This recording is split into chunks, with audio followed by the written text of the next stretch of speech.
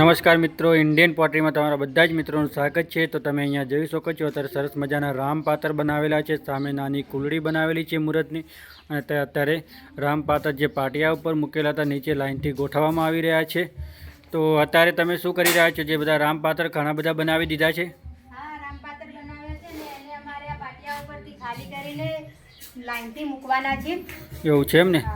તો જે તમે આગળના વિડીયોમાં કીધું હતું, જે મશીનની અંદર તમે માટી તૈયાર કરો છો, બરાબર, જે માટલા બનાવવા માટે, રામપાત્ર બનાવવા માટે, તો એ કેવી રીતે તૈયાર કરવામાં આવે છે, તો આજના વિડીયોમાં તમે શું અમને મશીનની અંદર માટી નાખીને અમારા દર્શક મિત્રોને તમે બતાવી શકો છો? હા, જરૂર।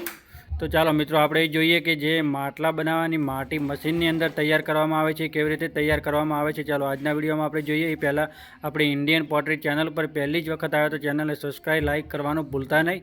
તો આપણે જોઈ જઈએ। તો આ છે આપણું મશીન, એની અંદર આપણે માટી નાખવાની છે। તો સૌથી પહેલા આપણે મશીનને ચાલુ કરી દઈએ। તો મિત્રો, તમે જોઈ શકો છો આની અંદર માટી નાખવામાં આવે છે અને પછી અહીંયાથી બહાર નીકળે છે। તો ચાલો આપણે એ પણ જોઈ લઈએ। તો આ છે માટી, આની અંદર નાખવાની છે એમ ને?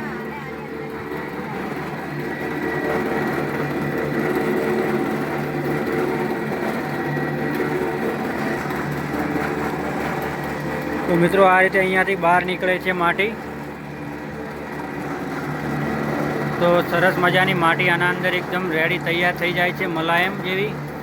અને અહીંયાથી આ રીતે તમે જોઈ શકો, સરસ મજાનો પિંડો બનીને બહાર નીકળે છે। અત્યારે મશીનનો અવાજ છે એટલે આપણો અવાજ એકદમ ચોખ્ખો આવતો નથી। ચાલો, કાંઈ વાંધો નહીં, પછી આપણે તે જોઈ લઈએ।